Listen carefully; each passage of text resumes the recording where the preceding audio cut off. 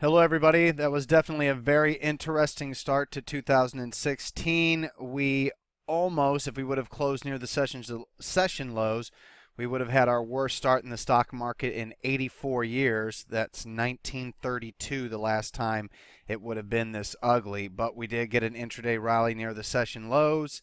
And, we closed decently up with the NASDAQ actually closing higher than where it opened. But despite all that, I wouldn't call a bottom just yet. It's not even day one yet. We're going to need to see way more evidence before we say, oh, look, it's triple bottom right here. I've already seen people saying that triple bottom with the November, December, and January lows right here, but triple bottom isn't until hindsight. You got to break above this most recent highs here. So as it stands, all of our index models remain under a sell signal, and things have just now gotten extremely ugly in the market. And with all the data that we're seeing and even the new economic data that came rolling in today, I don't see how 2016 is going to be a fun, smooth year for the bulls. But either way, I don't care. I just trade whatever's in front of me now today. Whatever happens, happens. I can just tell you that the macro data that's coming in, along with the way our individual stocks in the stock market looks, this looks like 2000. This looks like 2007 all over again, but actually way, way, way worse. The technical situation is the ugliest I've ever seen it since I started to look at charts in 1996.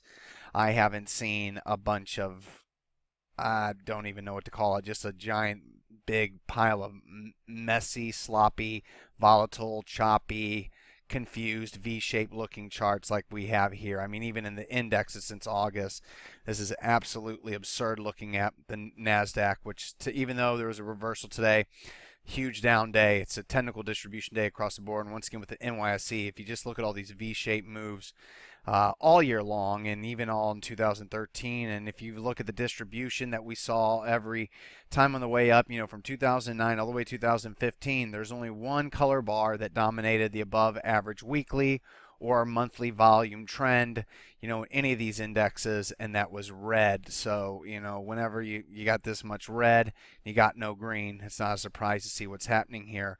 But more concerning is that today, once again, the Russell 2000 led to the downside. This is just a continuing pattern, and this index looks just downright ugly, and it's already ready to rip to new 52-week lows below the October lows with just a few more percentage sell-offs. So it's pretty ugly out there. The Russell 2000 is an index you want to see leading, as it's got all your smaller and mid-cap stocks, the big growth stocks.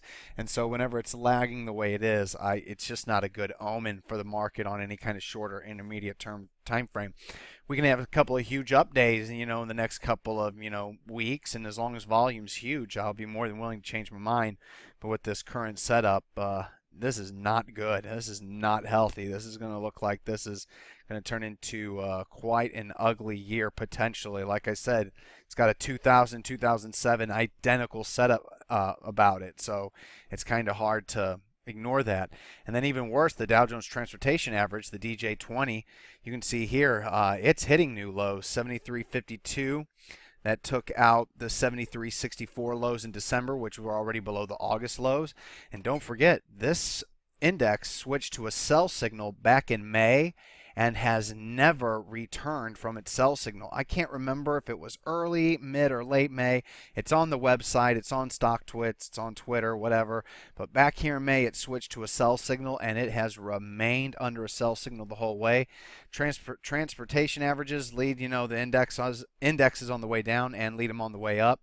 So the mere fact that this index hit a sell signal May was a big warning and an omen, but you just didn't know how much the market was going to play around. Nobody knew it was going to be so choppy going into the year end, but it was. But this index continues to look ugly. There's still no positive divergence. The technical indicators, the oscillators still look ugly. The Russell 2000, similar situation. Minor positive divergence is an intermediate term divergence, so everything looks absolute trashy to me. And when we look at the stocks that we're holding up, leading our way up, Facebook, it's finally cracked the 50-day moving average on heavy volume. Amazon cracked the 50-day moving average on heavy volume. Netflix cracked the 50-day moving average on heavy volume. And Google cracked the 50-day moving average on heavy volume, and already, this was a very odd looking uptrend for these big cap stocks, and now it looks worse. And some of the other stocks, McDonald's, sold off today on heavy volume. So did Starbucks. Microsoft has been a recent leader, selling off on heavy volume today. Big intraday reversals, but if it looks like anything, you're just going to get some backing and filling before more potential selling. I mean, let's not forget that the Fed has also decided to hike interest rates, and so we're in an interest rate hiking cycle. There are just so many negatives going against this market. It would be extremely bullish if we had big accumulation days on volume with all the negative overhangs, because that would just be an amazing buy signal. But whenever you have the indexes and individual stocks confirming all the bearish data, that's a harbinger for some potential ugly price action. So caution is warranted. Cash is king. I have very high cash levels. My accounts have actually kind of been slaughtered since December. It's been very humbling. A very good 2015 compared to the overall market on an end-of-day trend following basis has turned into utter garbage in December and the first day of January, because we still have long positions and they're slowly bleeding the account away. So if we do take my cash account back to the start of the year last year, I don't even have a 5% gain anymore, and the margin account now is down near 3%. So, it's not as bad as the Russell 2000. What is its year to date, or not year to date, but since the end of 2000 and start of 2015, it's now down 8%. So, it could be worse. But if you're not day trading, there's no way to make money in this kind of volatile tape. But, the day trading's, there's plenty of stocks that still offer advantages. RBCN was the one that moving into the close. If we look at RBCN here, you can see that it uptrended throughout most of the day. Had it looked like it topped over here, but held these support levels, going into the close.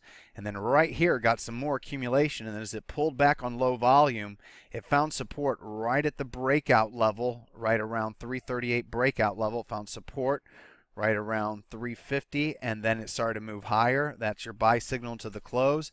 And then you sell it into the close if it starts to sell off. But it kept on going into the close all the way into the very end. So it's a hold overnight, RBCN, but that is just a potential of some of the ways that you can play this market intraday, because if you're not playing it intraday, it's just really, really too risky playing it on an end-of-day basis. So cash is king end of day, but intraday, make sure you check out our pre-market watch list. Those are the stocks that we focus on in the morning that we look to have some kind of big move that we can play, and or watch the stocks have the biggest percent gainers that are preferably under $10 a share. So I look for the biggest percent gainers pre-market under $10 a share.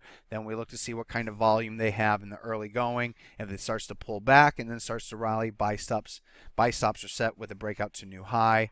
And then the other way is to wait to the end of the day, see which ones are holding up the best, and buy them if they start to run into the end of the day. But in this tape, it was not something I wanted to do, even though it did work with the indexes moving up. And that was your key, is that the indexes were confirming the price action of the small cap stocks. But overall, the market's in a lot of trouble, guys.